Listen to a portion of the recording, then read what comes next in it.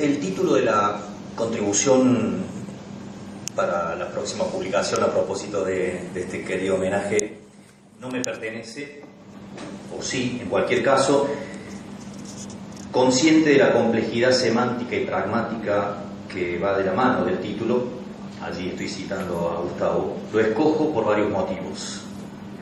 El título es el que refirió, del artículo que refirió Diego, Razones para creer. Aquí tan solo menciono uno de los motivos por los que lo elegí, aunque no me voy a referir sin más a ese artículo al que citó Diego. Considero que la biografía de Gustavo, acaso la de todo ser humano, es una búsqueda o un abrazo tan provisorio como intenso de motivaciones dadoras de sentido para la propia vida y la de los que amamos. Así que ciertamente buscamos o nos buscan las razones para creer. Me concentro en estos minutos en algunas afirmaciones del muy probablemente último artículo publicado de Gustavo. Salió de imprenta el pasado mes de julio. Está aquí, en la revista de filosofía de la Universidad Iberoamericana, que muy gentilmente me facilitó Marina. Y lleva por título La legitimación del lenguaje religioso en la modernidad tardía. Por razones obvias no seré exhaustivo. El artículo tiene unas 20 páginas. Releo algunas afirmaciones a la luz de la experiencia de nuestra maestría, a la que se refirió Cecilia al comienzo, que ciertamente lideró y gestó en su matriz curricular el propio Gustavo. De hecho, quienes la están cursando, la han cursado, lo saben, el único módulo que se repite troncalmente en la malla es problemáticas de legitimación del lenguaje en la filosofía, en la religión y en las culturas contemporáneas. Curiosamente, el título de esta última contribución.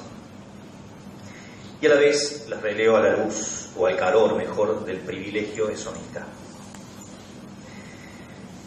Cierro esta breve introducción mencionando que, quizás está de más decirlo, también esta, como no, está preñada de rigor científico y académico,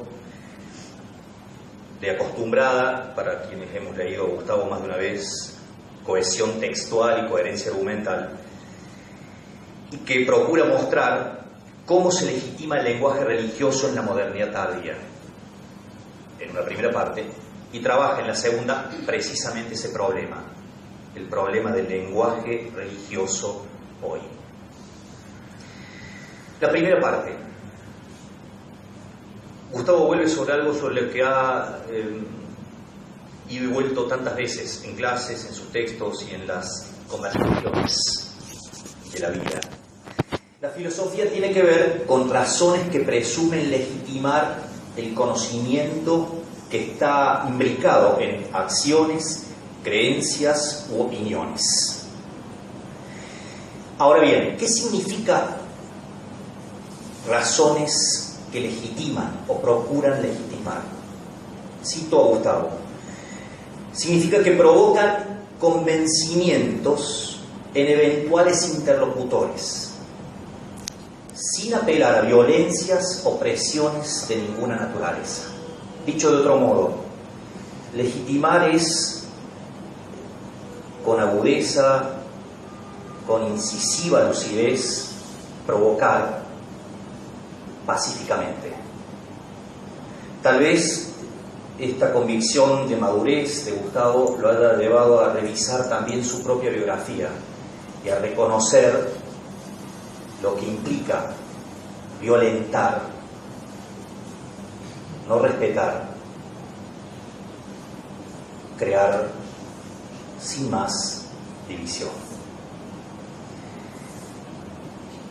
Las razones son entonces, cito a Gustavo, ese tipo de entidades que aparecen en la argumentación y que toman la forma de una intervención lingüística. Se expresan, nos expresamos en ellas de manera lingüística. Esa racionalidad a la que se ha hecho alusión aquí en algunas de las relecturas de Gustavo que tiene su antecedente remoto en el conocimiento práctico, es tal porque orienta a la acción, ¿no? Esa concreción, esa concretez de la que también hemos sido testigos en estas ponencias. Ahora bien, respecto de la acción religiosa, que es la que le preocupa en este caso, como tantas otras veces, vinculada constitutivamente con la razón práctica, lo que señalaba Diego también hacia el final de su ponencia, implica siempre, y aquí me parece algo muy lúcido de su parte, una opción personal en la que se compromete la existencia. La fe religiosa que lleva a vivir de una manera determinada nos incluye, nos involucra. Y entonces somos parte del problema, si es que los hay, en la vida de la fe. Gustavo es un crítico que reconoce que es parte del problema, porque sabe que su opción es suya, que la opción es personal y te compromete.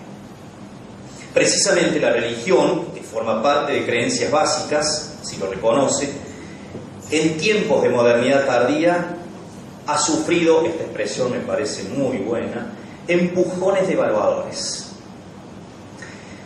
Por mucho que desde la teología podamos decir la afirmación merece matices o en todo caso se pueda completar desde otras perspectivas, verdaderamente es muy afortunada la cita que él, a cuento, pone en este momento, de quien si no, de Habermas. No es esta o aquella razón la que ya no convence, conexión con lo de legitimar, es el tipo de razones el que deja de convencer. Y entonces digo, las iglesias, las instituciones que referenciamos el hecho religioso, tendremos que revisarnos para mirar la legitimidad de lo que hacemos o proponemos en el tipo de razones que ofrecemos. No en tal o cual razón, sino en el tipo, en el modo de razonar. Segunda parte y última. Lo que considera Gustavo un aspecto crucial, no es solo él, pero él lo incluye y se suma a una serie de constataciones sobre este asunto, es la privatización de la religión. Un fenómeno ya muy fuerte desde el siglo XVII en adelante. Y su consiguiente pérdida progresiva de su capacidad para enhebrar las relaciones sociales, para unar, para unir, para crear comunión. También la afirmación hoy, dicha en este contexto, pueda revisarse en distintas perspectivas. De cualquier modo, el poder integrador de la religión posiblemente tenga que ver, acá lo cito a él, con las respuestas que dice brindar a lo que se comprende como las contingencias de la vida, particularmente la muerte. Les aseguro que en los momentos más exigentes de la biografía personal de Gustavo, y en esto Marina y Bussi lo saben mejor que ninguno de nosotros, Gustavo ha vuelto a esta convicción. Si en algo nos une la experiencia religiosa vivida, comprometida personalmente, es en la contingencia última de la muerte. Continúa, porque no es solo un hecho estrictamente individual. Las fisuras del catolicismo occidental, que lleva siglos y con efectos inmediatos y perceptibles, manifiesta una crisis de legitimidad y tiene que ver con motivos o razones fuertemente devaluados que se arguyen para demandar obediencia. La crítica que Gustavo le pone o nos pone a quienes referenciamos discursos religiosos es muy aguda. Pedimos obediencia. ¿Cómo? Demandamos. ¿Desde qué argumentos? ¿Bajo qué racionalidad? La involución, dirá él en este artículo, de la Iglesia del postconcilio, se refiere al Concilio Vaticano II, tras su esfuerzo por dialogar con el mundo, se caracteriza por fuertes conmociones institucionales, desarticulaciones en su ortodoxia y ortopraxis. También aquí, por mucho que podamos completar o en todo caso integrar positivamente la lectura que hacemos de los últimos años, es cierto que los cimientos de las instituciones religiosas, y si más premodernas, aún más, están conmovidos. Diría Peter Hünermann, vivimos un cierto temblor silencioso y tendremos que hacernos cargo de él.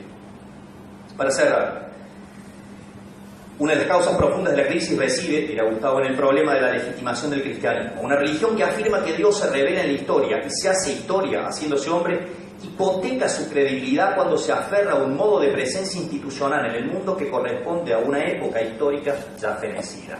Dicho de otra manera, con el eslogan, ahora que tengo respuestas para todo, que encontré las respuestas, me cambiaron las preguntas. Las instituciones religiosas tendremos que revisar en qué medida no nos aferramos a anacronismos sin sentido. Termina diciendo, la contingencia que nos constituye es un desafío a las opciones radicales, a la libertad de creer en Dios o de vivir sin Él. Empuñar esa responsabilidad implica rimar razones convincentes que las respalden. Creo que Gustavo, quienes lo queremos y lo conocimos, nos ha rimado razones para creer. Por eso le decimos gracias como una manera de amar.